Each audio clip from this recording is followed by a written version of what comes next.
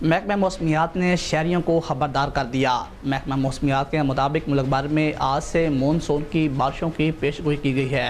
محکمہ موسمیات نے کہا ہے کہ بحر عرب سے مرطوب ہوائیں ملک کے بالائی علاقوں میں داخل ہو رہی ہیں کہ جن کے باعث 3 سے 8 جولائی کے دوران لاہور، اسلام آباد، راولپنڈی، مری، اٹک، چکوال اور جہلم میں آندھی گرج چمک کے ساتھ بارش کا امکان ہے۔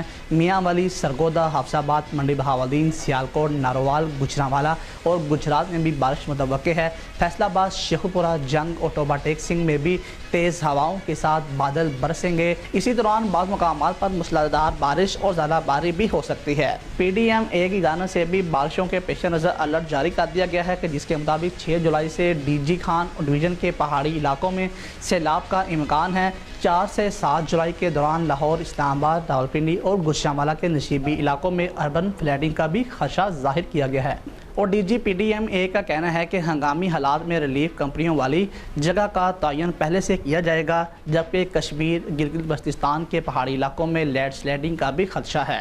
دوسری جانب بارکھان اور اسبیلا، ڈی آئی خان اور ملتان میں گرج چمک کے ساتھ بارش ہو سکتی ہے۔ سندھ کے شہر سکھر، جیکب آباد، ٹھٹھہ، عمر کوٹ اور حیدرآباد میں بھی گرج چمک کے ساتھ بارش متوقع ہے۔